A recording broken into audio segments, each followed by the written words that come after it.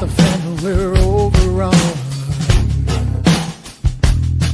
Sending boys in the trucks with the 50 cals. Tell every swinging neck bring extra rounds. Hang in now, boys, we're on our way. Don't send them all to heaven before we get a taste.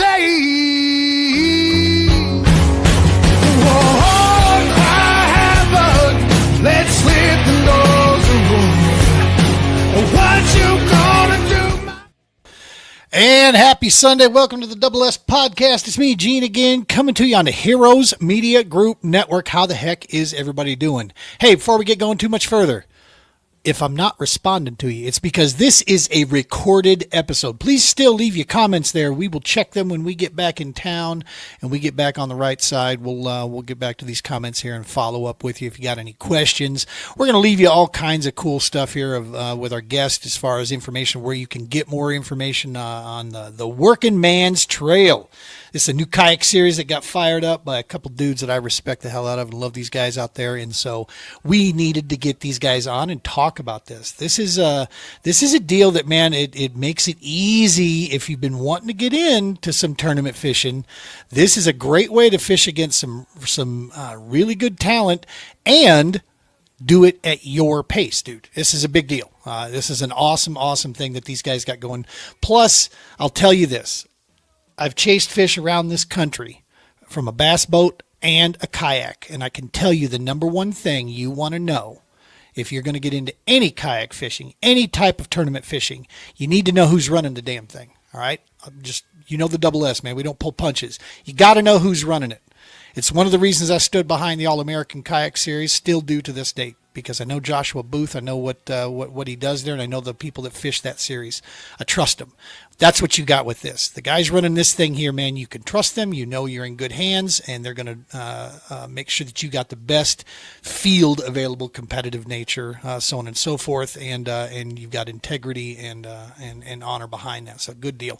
Hey, we are pre-recorded, but like every episode on the Double S Podcast here, we are brought to you by the Romans Warrior Foundation. Hashtag helping is healing. Go check them out at romanswarriorfoundation.org.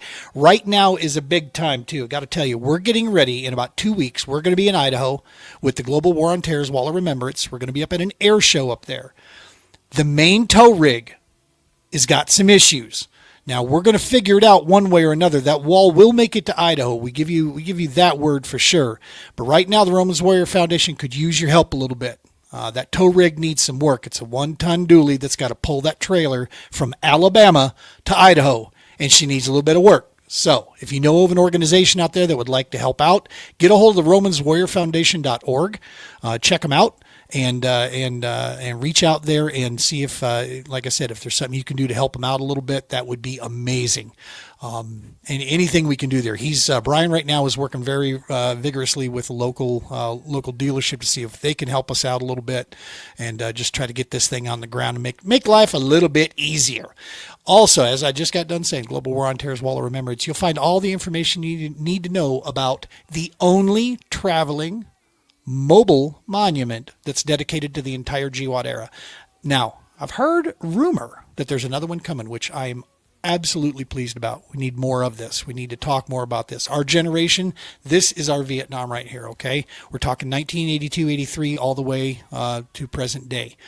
These are the men and women, our brothers and sisters out there that have made it so that goofballs like me can sit behind a microphone and do what I'm doing on the daily. So we love them. We want to show our respect to them, and that's the greatest way that we can do that through that memorial there. It's an amazing deal to get into your local area. So go check that out. And of course, the Stop 22 tour. You are hearing the music at the beginning of this intro was by Sal Gonzalez, United States Marine Corps, and one of the founding core members of the Stop 22 tour.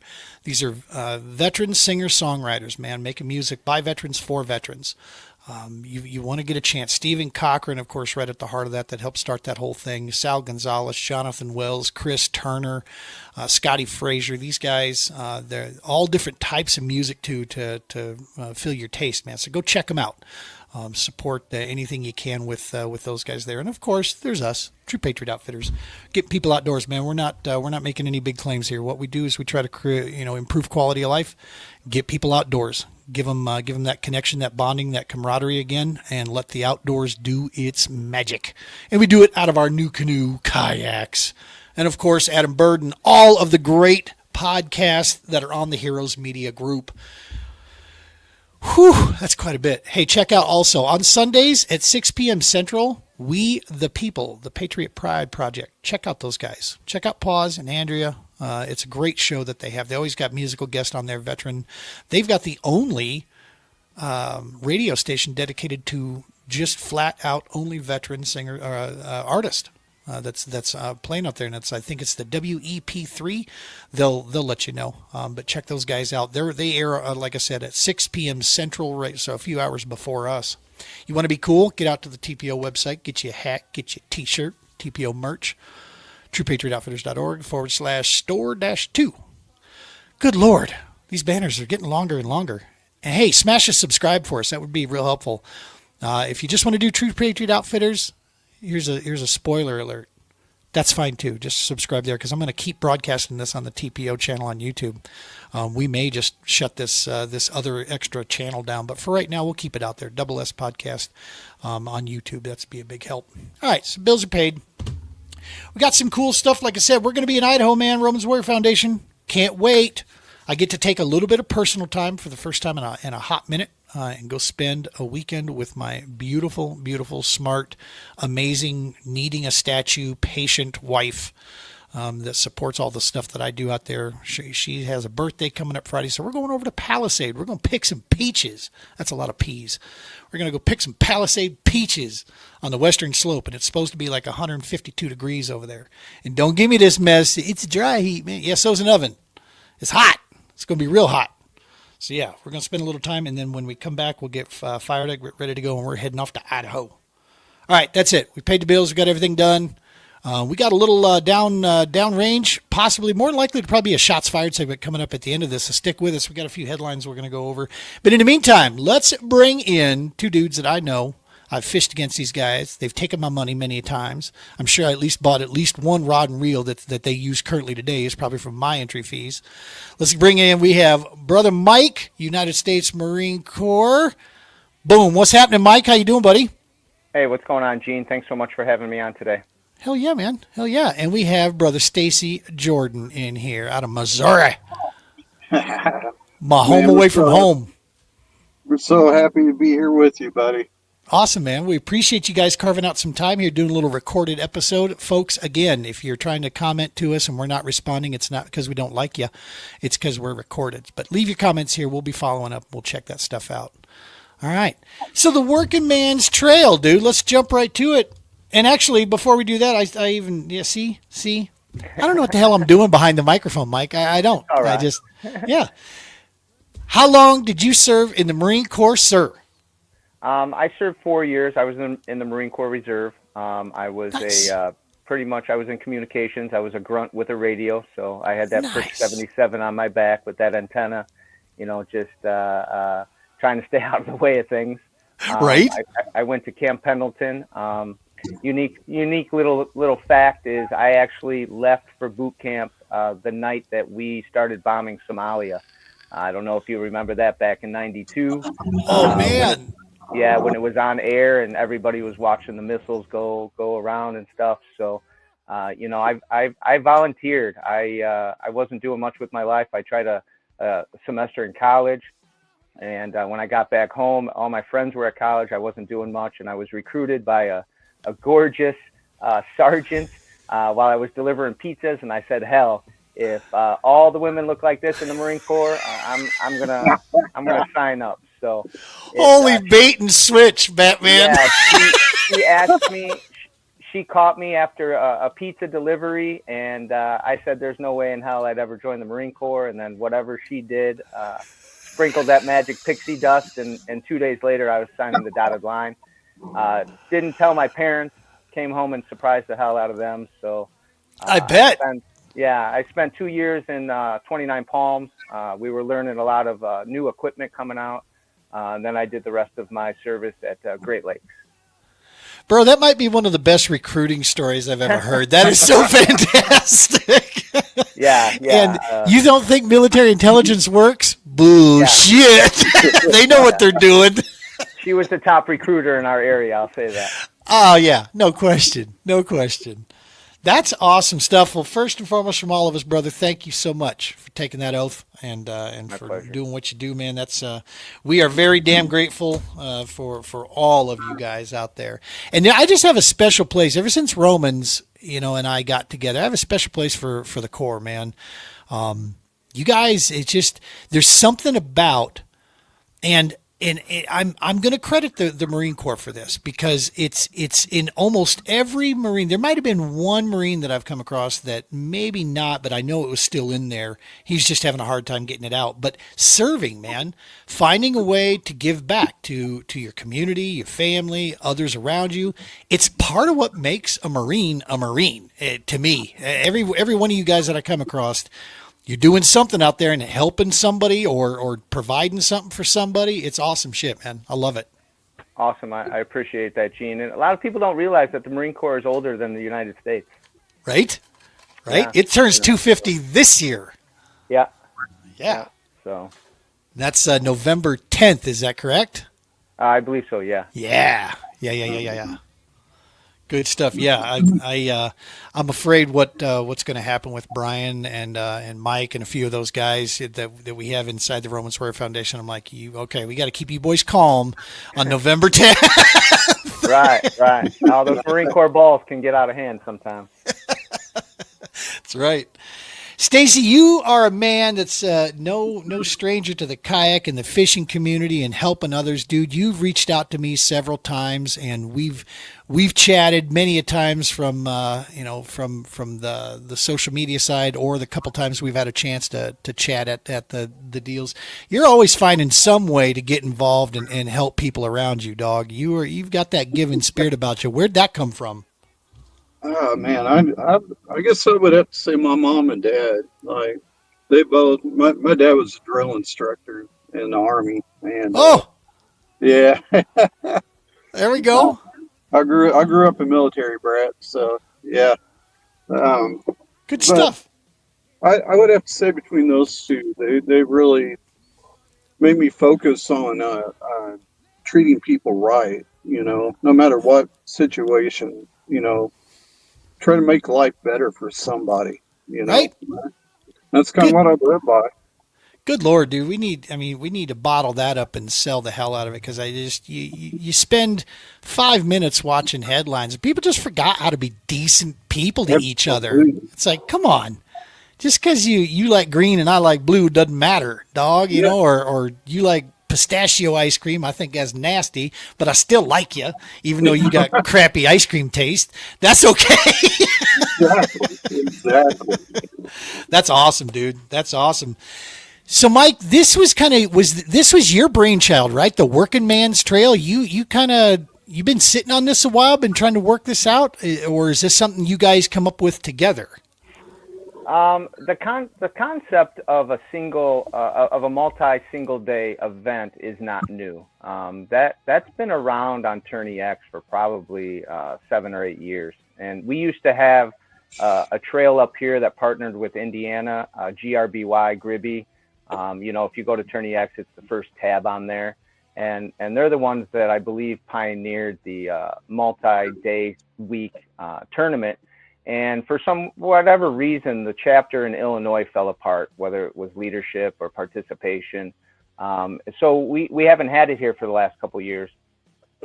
So a buddy of mine, Leon Morozic, who's the VP on the board with me, we talked about it a couple of years ago about bringing it back. And then just one day, God knew I needed a purpose. And I woke up and just was like, I got to do this. And that's the funny thing about how God works. I think I've been wandering the desert for 40 years. And if you listen, you'll hear what he's saying. And I finally opened up my ears. And not only did I start the Working Man's Tour, but also the Illinois Bass Nation Kayak Series. So I've got a definite purpose now. And but yeah, I didn't realize there was a need across the country for something like this. I started my fishing career out of COVID. I went to buy a bicycle, and there were no bikes. It was the number one selling thing during COVID. A friend of mine, we were talking about getting a boat and a truck, and neither one of us had $100,000. So we went down the rabbit hole of kayaks, and a couple Christine Fisher videos later, I dropped $6,000 on a Hobie, fully loaded with a trailer. Drove 19 hours down to Lake Seminole. Another great recruiter. Right, absolutely, absolutely. Yeah, I tend to. You see my pattern? Yeah. I do. Drove down to Lake Seminole for my first Hobie event. It snowed. I got 0 fish the first day. Second day, I got 90 inches in 45 minutes, and I've been hooked ever since. So wow. Yeah, but the one thing that the climate has changed a little bit for a lot of us that have been fishing tournaments for a while. It's getting very expensive. Yeah. A lot of the lakes that are really good in Illinois, I have to drive 5 or 6 hours. So my mindset was, if I'm going to drive 5 or 6 hours, I'm going to drive 7 hours to Missouri and fish Lake of the Ozarks and Bull Shoals. So the first couple years, I did probably 5 or 6 Moyak events. And after a while, spending $700-800 for expenses, tournament fees, and not cashing checks wears on you a little bit. Amen. And I was like, there's got to be a better way for us to compete and not have to travel too far. So that's where the idea kind of came from. The funny thing is, it was really supposed to be for 2026. I was trying to find a way to create a trail that I could win, and now it's just turned into nothing but hammers. I love that honesty. I love it. I thought I seriously thought it was going to be me and a couple buddies, because the tournament trails that we had out here in this format, we're only averaging like 7 to 13 guys, and with the help of Stacy Jordan and Corey Sims and Leon Morozek, we started this July 11th, Wow. Not even a month. And that first tournament, we had 41 anglers in 4 states. Did I see you pulled in Jordan as well? Jordan jumped in with you? Oh, yeah. I mean, we couldn't believe who was calling us. Yeah. Thanks, Jordan, for muddying up the water.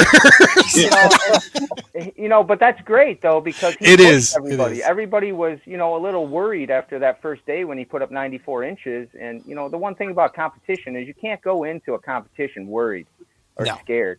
Just we love some Westerman around here. He's an edgy dude, and I don't always agree with him, but I love. You can't deny the man's skills, man. He knows what he's doing out there for sure.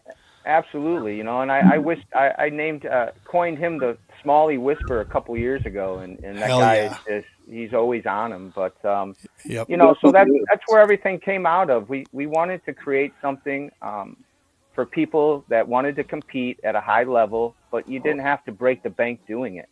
There's still only a top probably 10-15% of the anglers in the country that cash checks, and the rest of us kind of just donate. So I thought this would be a good way to kind of expand the horizons, get new people on waters that are that they're familiar with. We have a lot of lakes that are under 100 acres.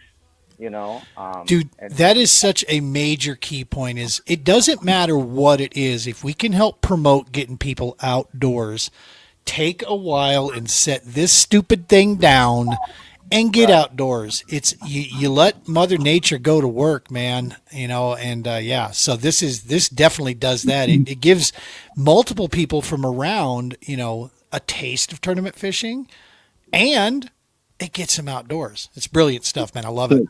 The honey hole rumble. Yeah. The honey hole rumble. I love it, Stacy. Yeah. So, it was really only meant to be for Illinois, because we've got 2 really good tournament trails. We have KBL, who's run by Susie Roloff, and then we have the Southern Illinois Kayak Club that's run by Joshua Little, and they're solid clubs, but they're capped at 50 anglers. So if you don't get that membership right away, you're kind of shut out. And we have a lot of southeast Missouri, St. Louis guys that would cross over into Illinois because they were only an hour, hour and a half away from some of our best lakes. So they would fish those trails. And I really have to credit DJ Williams, who lives in Southeast Missouri. If you're watching, DJ, thank you. He wanted some Missouri lakes. And I had to think about it for a minute. And then I was like, why not? You know, why make him drive 2 hours to Illinois if he's got lakes near him that could compete? And that's where it really started to bloom. I reached out to Stacy and he started giving me lakes. And then I don't really know what happened after that. Stacy, how many people do you think reached out to us that wanted to put lakes on the list? Probably 40, 50, probably. Wow. Yeah, I mean, we've got a lake list now. I'm actually waiting on Minnesota to see if they want to come aboard, and that would be the final state. But yeah, we've whittled down probably 150 lakes, and we've got a solid list of probably about 65 lakes across 6 states. Then is Nebraska going to be in that deal? Yeah, so we have Illinois, Iowa, Nebraska, Kansas, Missouri, and Wisconsin. Sweet. And does that lake list push to the west towards us this way, like say Elwood Reservoir, that ballpark range? Like middle of I-80, it's towards Lake McConaughey. It's like right, kind of central western central Nebraska. Yeah, I don't know how far. I've been researching all these lakes for the past 3 weeks. I don't know how far west we go. I know that. Go ahead. I was going to say, do you have a website or a social media channel where people can go and get these lists and see this info? Yeah, there's info on the tournament links and Tourney X. Okay. Click on the lake list to see if there's eligible water by you. And then we also have a Facebook page called the Working Man Trail Kayak Series. Trail Kayak Series. All right, I'm going to look that up. I think we just pushed over 150 members in less than a month. Oh yeah. We've got folks reaching out from the East Coast, from the South, from the West. And so in the future, maybe next year even, we're looking at maybe expanding, because our holdup right now is we're trying to keep it in our time zone. Right, central. Yep. Yeah. That's cool. Yeah, I wouldn't even bother asking Colorado. We just don't have the lakes that can support that kind of stuff. I mean, we have a few little treasures here and there, but on a consistent level, no. We're just we have too much pressure. The water is 20 foot, 25 foot viz. So it's you start getting enough paddle boarders and different things like this, and a lot of times those, especially in the dog days of summer, it becomes pretty tough to find too much water. Especially no way you're going to be able to compete against, some Missouri lakes or those northern lakes. If you're going to put Minnesota on the list, that's going to be, they're going to come in pounding with some big smallies and big greens out of there. Yeah, that's a different animal. Yeah, and that's what the challenge was, especially when Jordan called me, when my phone rang and I looked down and saw it was him, I knew exactly where he was going to be. I'm not too far from Minocqua. I'm not too far from the lakes that he's fishing up there. Right. I was excited, yet I had a little hesitancy, but I'm like, why not? Who cares? There's enough lakes in every state that have big enough fish to compete. And Leon Morozic proved that this first tournament. He caught 96.5 inches at a lake in Illinois. That's awesome. And pushed Jordan to second place. So, like I said, a lot of people were worried. They were a little trepidatious about competing. But, if you're not excited to do it and go out and at least try, don't even sign up. That's kind of my motto. Dude, that's one of the things that I've been talking to some folks about. So as of recently here, I've kind of been pulling back from the tournament scene. And the reason is not that I think it's a bad scene at all. Obviously, if I thought that, I wouldn't be talking about it and getting excited to talk to people about it. But for me personally, as I've said this before, we all got our journeys, right? We all got our stuff. And for me personally, what had started to happen is that the only time I was getting on the water was for field op events that we're doing here with the TPO and RWF or tournaments. And what had happened for me is that it had turned into work.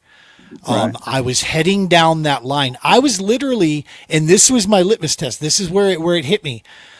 I would think about a body of water, and if I didn't think I had a chance of going to this body of water and hitting really quality fish, I wouldn't even go. Right. And I thought, you dumbass, if you would have started that way, you wouldn't have hit any body of water.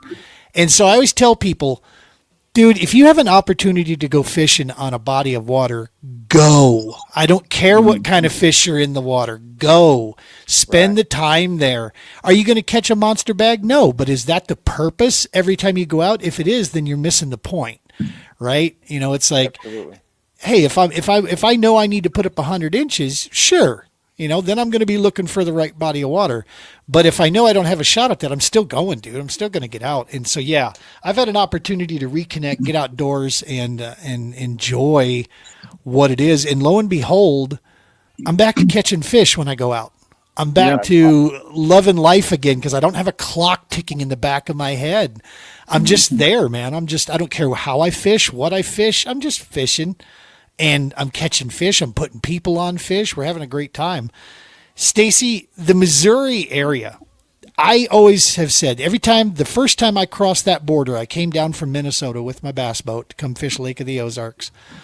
And the moment I crossed that border into Missouri, I felt like I was home. To me, Missouri has always been my like a home away from home. And I love the state. I love the people there. I love the lakes. You've got like sensory overload as far as what lakes you can open up. Holy crap, dude. You got some legendary waters in striking distance of you guys there. So how did you guys decide what lakes down there when you were talking to Mike about that? Well, you know, it's kind of like what you were saying. I've kind of taken a little step back the last year or two also. Just my age and health, kids getting older, sports. I run a farm. Like I was getting overwhelmed and committing to so many tournaments and it was just too time consuming for me. So when Mike approached me about the working man, I'm like, man, that works for me because that fits in my schedule. I have a week, any day during that week to go out and fish, you know, and no stress, and I can just concentrate on fishing, actually enjoying it again, you know. And it don't seem like work. And me being surrounded, I live right on Stockton Lake. I'm an hour from Table Rock. I'm an hour and a half from Lake of the Ozarks. But, you know, in the true realm of kayak fishing, we love the small waters. We love the adventures of getting back out in the country somewhere away from all the boats and the jet skis and, you know, and it just hit me. And I was like, Mike, you've got lightning in a bottle, you know, let's go, buddy. Yeah. That's so cool. And you're right, man. When you can find those special little waters and you can get away from the crowd, that's where the kayak really shines, man. It shows out. And there's something to be said for that. Make no mistake, I have a ridiculous amount of technology on my rig this year. And I have no problem telling people I've got buyer's remorse. I really do. I'm going to thin it back. I'm still going to run live scope just because I had live scope, then I sold it, ran a season without it. Now I'm back to using it. And now this year, since I took the pressure off myself, now I'm actually starting to fully understand this tool. And my ability to put people on fish and keep them on fish has gone up tenfold. No longer am I their eyes where I'm trying to, you know, beat around the bush looking for them, literally, not even figuratively speaking. I'm throwing into bushes or whatever, you know, looking for where they're at. Now I literally am casting, and the moment I find one and I confirm that we've got the target fish we're looking for, my rod goes up, and now I bring them up next to me, and I'm like, all right, 25 foot that way. You know, we got a little wolf pack running there. Oh, I got something over here, you know, throw this way here about 15 feet, you know, type deal. And that's what we do now. And it's proven, you know, to work. But I still love the fact that I can get in and out of the pickup truck with my kayak. I don't need a ramp. I can stop on the side of a road and shove it into the water if I want to. Yeah. And I like squeezing into 6 inches of water with that unlimited and just, drifting right across, something and getting back in there. To me, that's the beauty. I love that stuff. Mike, Illinois is not known for great bass fisheries. Point in fact, I remember back in the day fishing the BFLs and then going to the Toyotas, that some of those BFL tournaments coming out of there, dudes were struggling, like on Rend and so forth. They were struggling to get 5 fish at 9 pounds. So have things started to come up? Has there been some better management? Are the fisheries coming around? I mean, obviously, dude sacked up 96 inches. So, or is it get away from the crowd thing like we were just talking about and find those little gem ponds that you guys are talking about? Yeah, I hadn't fished a whole lot of lakes in Illinois, because like I said, to get to the good ones like Rend or Coffeen or Newton, it was 3-4 hours.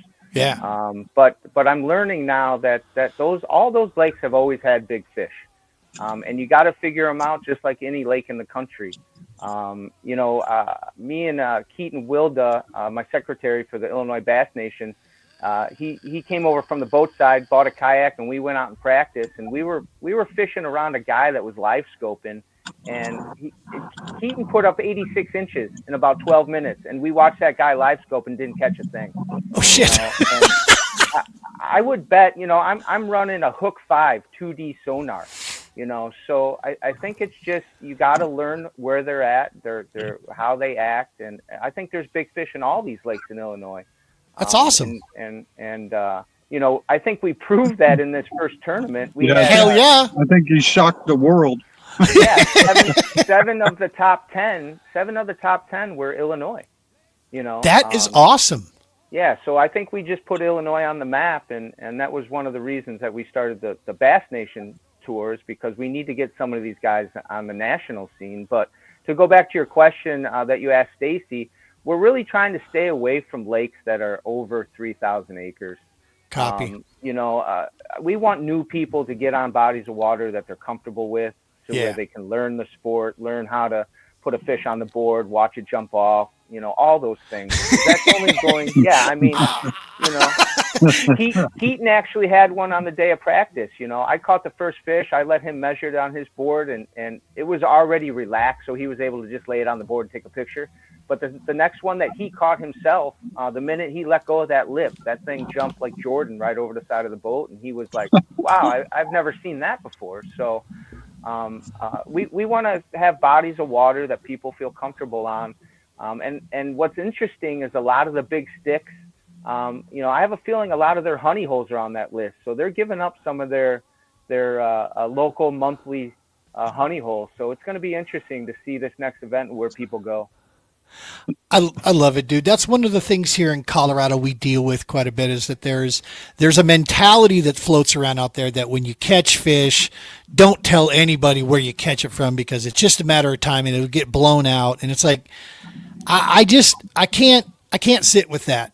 And thankfully, when I entered into the agreement with the city of Westminster and Stanley Lake over there, one of the things they want me to do is promote their lake, so to get more people there to fish on it, because they don't see a ton right now. And so, yeah, we talk about, I smack a 19-inch smallie out there on one of our field ops deals. Yeah, I'm like, that's my PB for the state of Colorado now. It came out of that body of water. People forget that the state record walleye came out of Stanley Lake, They forget these things, but it's like, no, I get it. You're trying to hide, what lake you're on and this and that, because you don't want people to overrun it. But in the same breath, isn't that kind of what we're out there to do? Is maybe somebody else can have that kind of day, So I don't know where I stand on it. I don't worry about hiding where I'm at. I just don't, because that's just not my thing. And so it's like, no, dude, this is where I'm at on this day. This is what I was throwing, and good luck. Because if you two can get that same feeling, then awesome, man. We're all doing well, and just please do your part to take care of the fishery, right? Take care of the fish and take care of the fishery. Is there any better joy? Is there any better joy than taking somebody out and watching them catch their PB? I mean, that's the greatest feeling ever. I mean, I love that. Yep. I'll probably get some shit for this, and I like the fact that you put up the disclaimer of vulgar language. So, 100% fire away. That's the show. The boating world is a lot different than the kayak world. Boaters, in my opinion, the ones that I've dealt with, all been great guys, but they only share information in their cliques, with the guys that they have in their circle. A kayaker, if you're passing him on the water and you're not catching fish and he is, sometimes they'll holler out, throw a chatterbait, throw a white fluke. It seems like the kayak world and the kayak community and fellowship, all we want to do is help each other catch more fish. And that's what I love about it. And that's really why Stacy and I decided to blow this thing up, is because the fellowship and the community, it's so very, very helpful. I took Keaton around a body of water that I fish, and he fished all the spots I fished. I didn't care. We're a little bit egotistical in Illinois. Come fish right next to me. I'll kick your ass. And like I said, I think we kind of proved that. Now, with that being said, I've been to Table Rock 4 times, and I still have yet to catch a fish in a tournament. So, Oh, damn. I don't know how that works. Yeah, I'm just not lucky out there, and I will never go to that lake again. I love Table Rock. It fishes way different than what I thought, though. I thought my growing up experience watching KVD go there, I'm thinking this is a power fisherman's dream. Like hell, Right. you got to get like a sniper in there, man, to really figure. But when you do, good night. Like if you can get a good first or secondary point when they're pulling current and you get on a good jerkbite bait, good night, son. It is like one for the books. Oh yeah. Yeah, Table Rock's definitely one of my favorites. But you got some bluffs and such there down on Stockton as well, man. I saw some of those pictures that was just beautiful in there. Yeah. I kind of took a chance on that spot. I knew that nobody else in Moyak knew where that was. It's kind of a go trail to get down there. I had to kick it in 4-wheel drive, and it was kind of a journey to get back in there. But Love it. man, the wind just played terrible for me that day, and it kept blowing me into the bluffs. And yeah, I bet if I went the next day, I probably had 85 knots. Wow. It's fishing for you. That's right. So, folks, head over to TourneyX and do a search for the Working Man's, that's plural, Working Man's Trail Kayak Series group. Go find that, and then underneath that group, you'll be able to find all the information, lake list, all the good rule sets. Make sure, like I always tell everybody, read the rules, okay? Understand the rules. You as a competitor, that is your responsibility to understand that. Make life easy on these TDs, man. They're working hard enough for you. But, yeah, go check all that good stuff out there, or go to...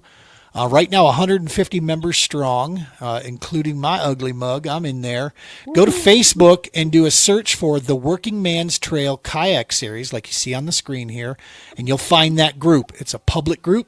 Go join up there, and you'll be able to search through all those posts, get a bunch of good information there, and get these guys figured out. Even if you're not sure if you want to join it, go get involved in these groups and check out this information. It'll give you more info to help make a decision. And I love the fact it's real low entry fee. We're not going to get rich doing this thing. This is just, like you said, this is promoting the camaraderie and promoting getting outdoors and a chance to, some bragging rights here and there. Because now Illinois thrown the glove down. Oh yeah. So now it's like, oh, okay, I see. Right. I know. And we have some exciting things for 2026. I brought Stacy Jordan on, Leon Morozic, and Corey Sims. They're kind of the first ones on the board of directors. We're looking at bringing on some more directors. I think we're going to need a person or a point man in every state. We've been handling 40 to 50 calls a day and text and emails, and it does get a little overwhelming. But for 2026, and we really haven't announced too much of this, so I guess I'll just do it here. We're going to have a full-blown season. We're going to have an Angler of the Year race. We're going to have a battle of the states where we'll take the top 5 in each state and have a central location and battle it out. And then we're going to have a youth division. I think one of the things that the kayak world is missing is we don't have anywhere for the youth to participate other than the Kayak Adventure Series. So I commend them for pioneering. They have a youth division from 10 years old to 18. So Yep. we're going to kind of copy that. And then we're also, by the suggestion of Tyler Cole, we're going to have a ladies division as well. So we have big things planned for 2026. And we have a whole off season. These 4 events were kind of a springboard. I had never been a tournament director. Let me tell you, it's a full-time job with very little pay, but very rewarding. And that's going to kind of help me work out all the kinks for the Illinois Bass Nation and our Open Championship in October.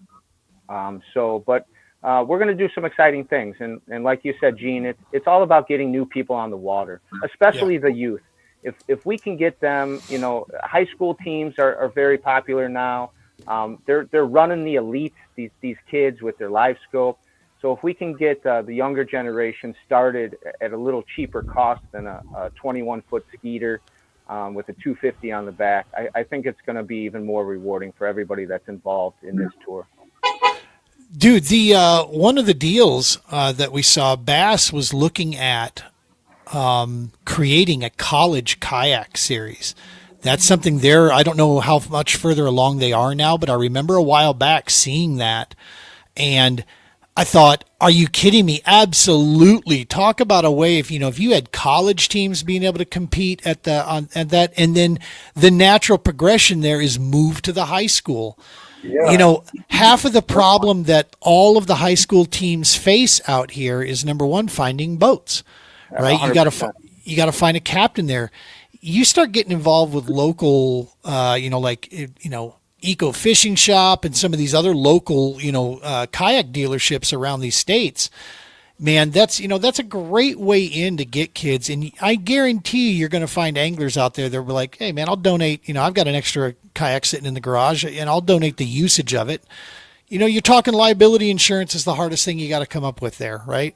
And Absolutely, then these kids can get out there and know what it is to break down a lake themselves and do the work themselves, and and start to get in. So that's an awesome deal, man. That's exciting for 26. AJ McCorder, AJ, who was running the Hobie series, and it's unfortunate that that's not around. We don't know if it's coming back. Hobie's kind of in a weird place right now.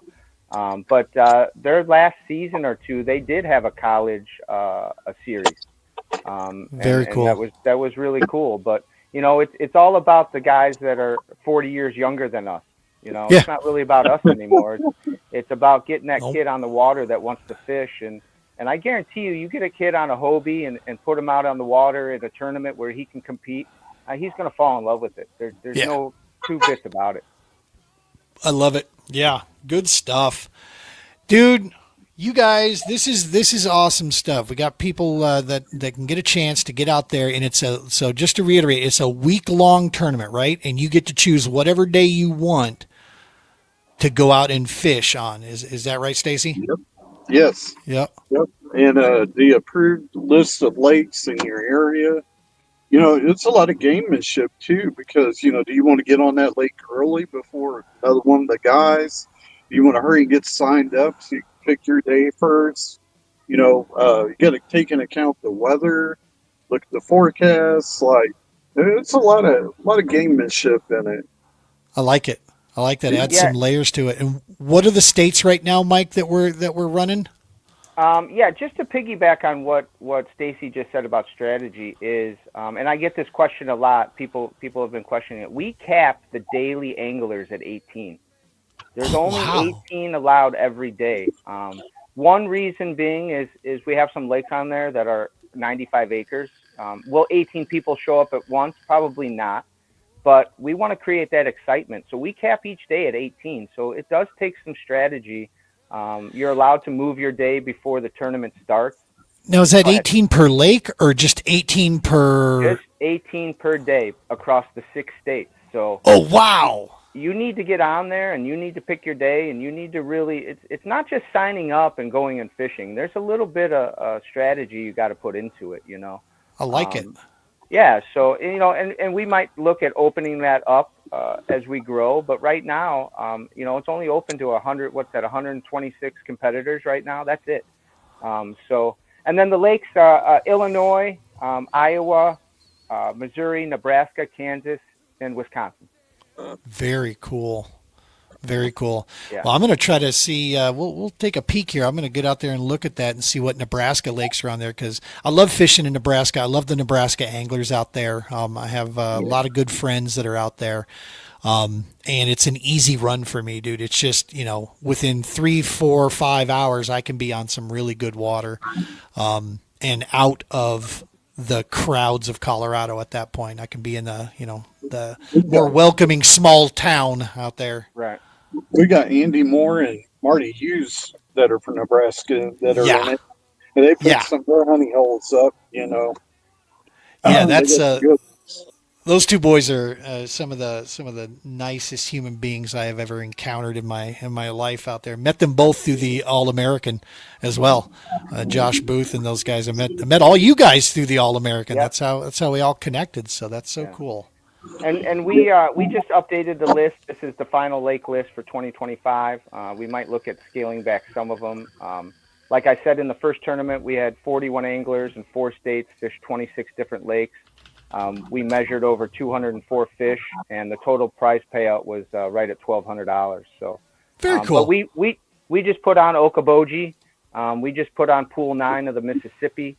Nice. We got to make sure that everybody has a chance to get to a lake to compete with the big sticks that have been fishing these honey holes for 10, 12 years. TC's about to come up in the numbers. If you're putting Pool 9 on there, TC's going to be all over that.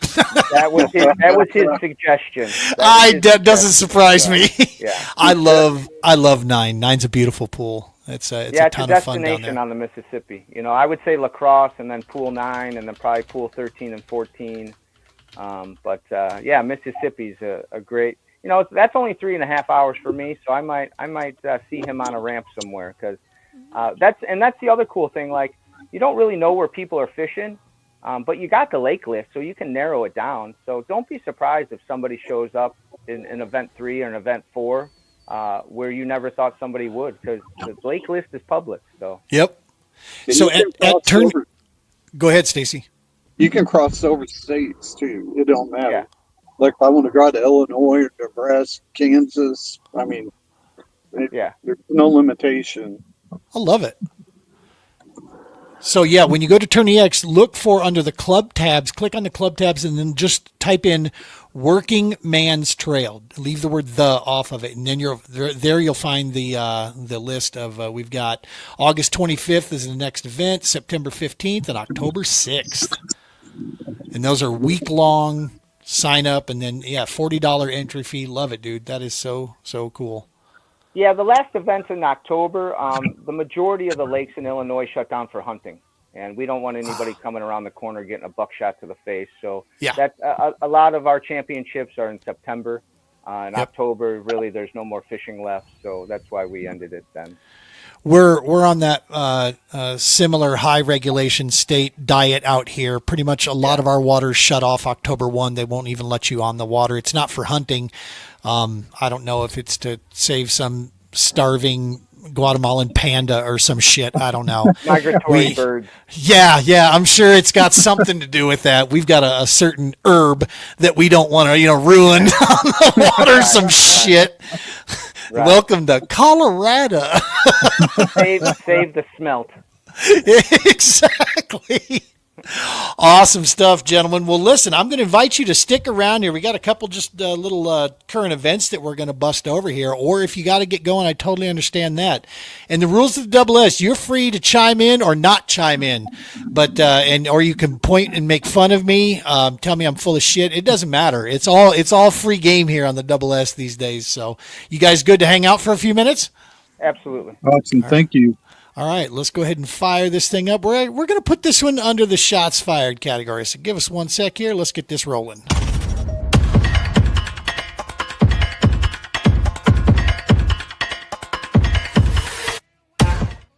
All right, on this episode, this week of Shots Fired, as a quick reminder, if you're going to yell at me, just remember, we're recorded. I can't hear you. Ha ha, sucker.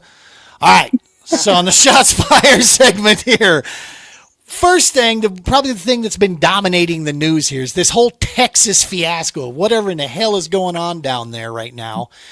Bottom line is this, I'm going to sum this up, and you guys know me. I don't sit red. I don't sit blue. I sit America. That's where I sit. So I'm going to just shoot this from an outsider's standpoint.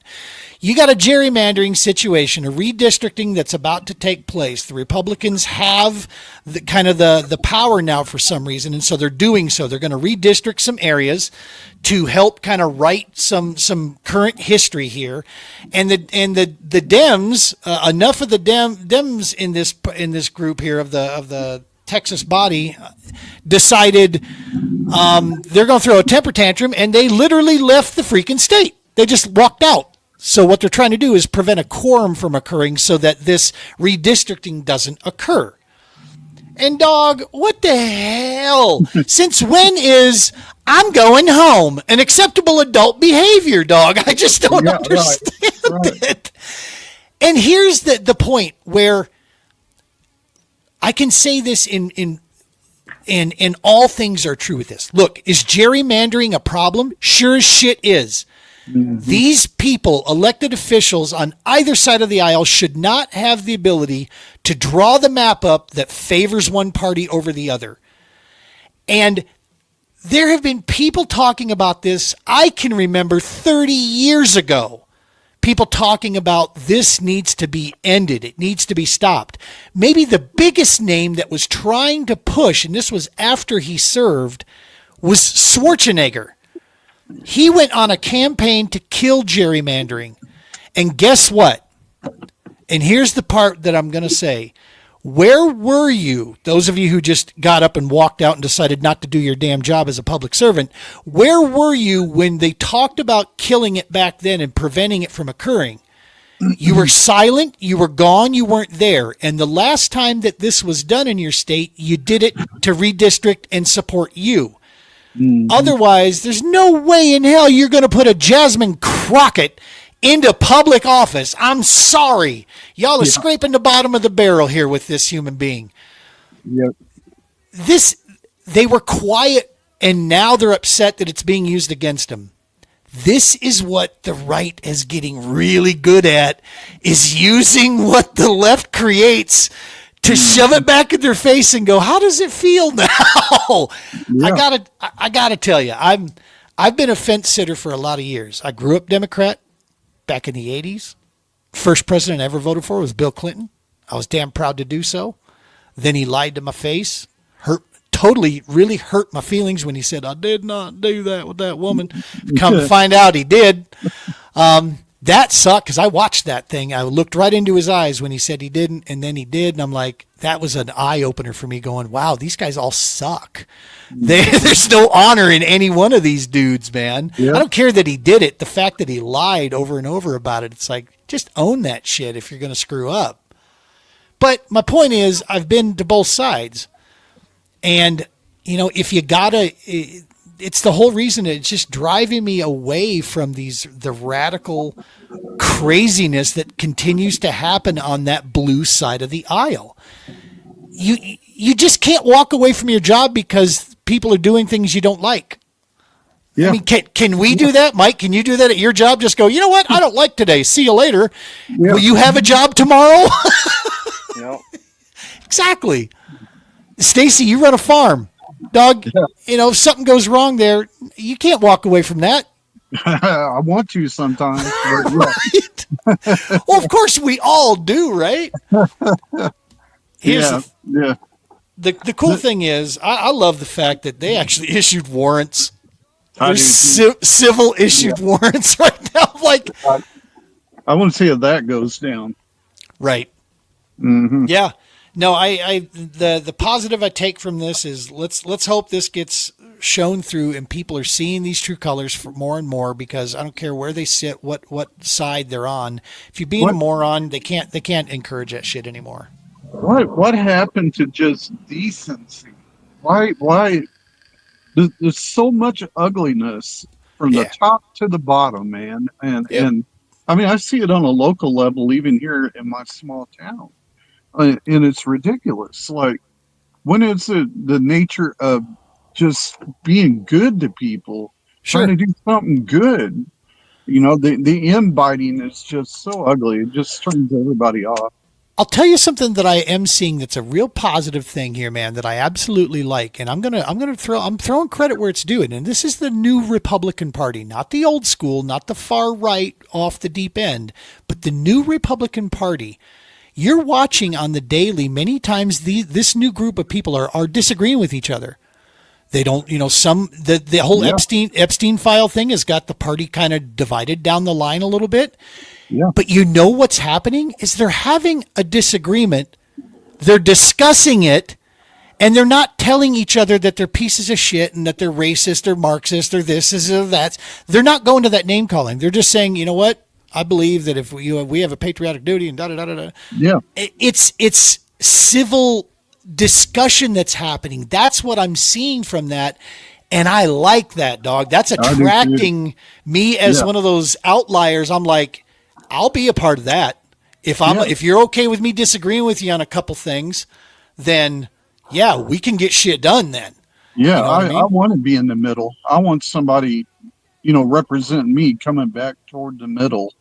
And we got to find some balance. For sure. Nick Freitas, if you've never seen, this guy's combat, I believe he's Marine, and I think he represents out of West Virginia or South Carolina, one of the two. He's a representative. One of the most level-headed, common-sense dudes you're ever going to find out there. Check him out. Freitas is Freitas, I think is how you spell it. He's a representative, and talk about just some good common-sense discussion from a dude. Let's see, Hey, what else? Go ahead. You can always come to Illinois and pay 48 cents tax on a gallon of gas. I mean, 48 cents on a gallon of gas. That's what our tax is out here Yeah. because Wow. the people in charge have such a shortfall in the pensions because they can't balance their budget. So they just keep taxing the hell out of us. And it's, Yeah.